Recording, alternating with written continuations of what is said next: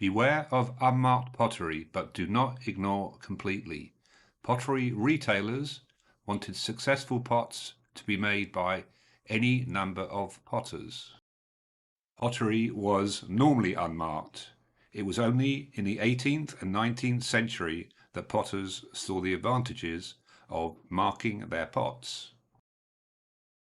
Unmarked pots could be very old, but imitations were always rife, and an unmarked pot could equally be an imitation or a fake.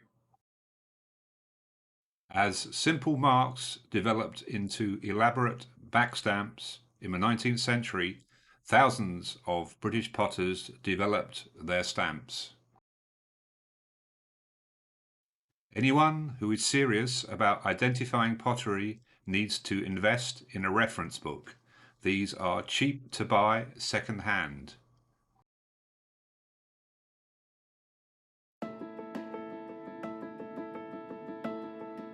There are vast numbers of British potters and backstamps, but not all backstamps have been successfully catalogued into one place.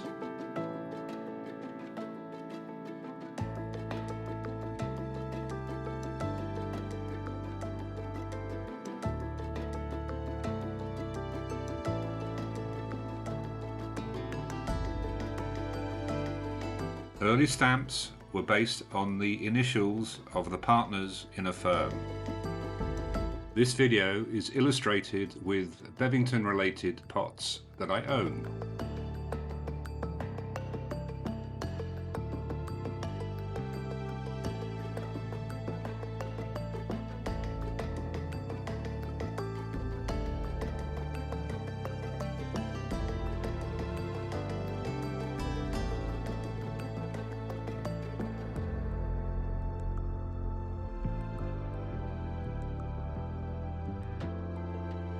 Stamps from about the 1820s developed to include a reference to a patent or some branding. Masons with their patent ironstone were one of the first. The Bevingtons also developed marks following the registration of successful patents.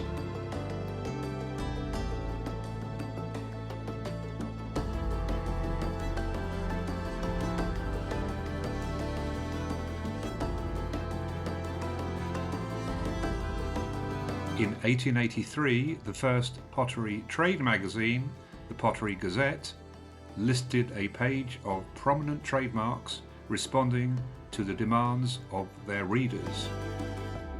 Please pause the video and replay any part where the pace is not right for you.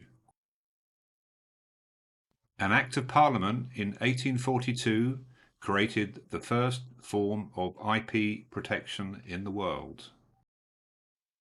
A diamond mark or lozenge would include the number 4 at the peak of the diamond to indicate that it was an earthenware or ceramic registration.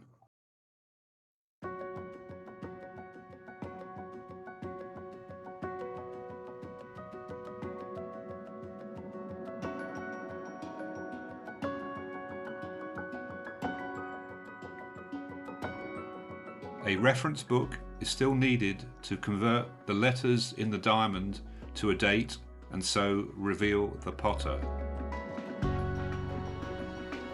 This Board of Trade index is now free to access online.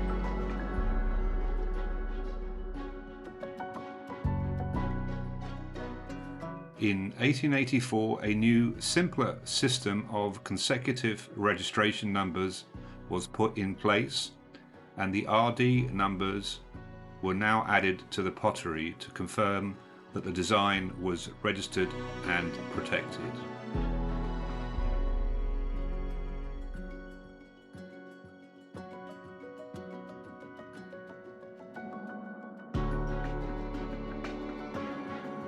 All this information is not yet searchable online. Whilst it was not unusual for a potter to include the name of his factory and town in his backstamp, it was only in 1891 that the USA's McKinley Tariff Act required all pottery imports to America to be labelled with their country of origin. It follows that a pot that includes the word England is highly unlikely to be from the 19th century or earlier. This was supplemented after the First World War, when British legislation designed to protect British goods required that "Made in England" was added to all products manufactured in England. An additional mark that was added to some pottery alongside the mark or backstamp was the pattern or shape number. Other workman or decorator's marks were sometimes added to help keep count of production.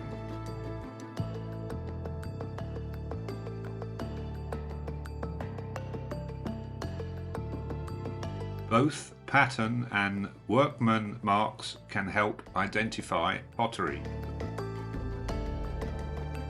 Pottery marks and backstamps are critical to identifying pottery manufacturers and dates. They are an important component of placing a value on pottery, but there are many other components like condition, rarity, provenance, and historical significance which you should also consider. This is the first video of its kind that gives tips and shows examples in a dynamic visual format. Please like and leave a comment on any additional points that you would like to see in future editions or future videos on this particular subject.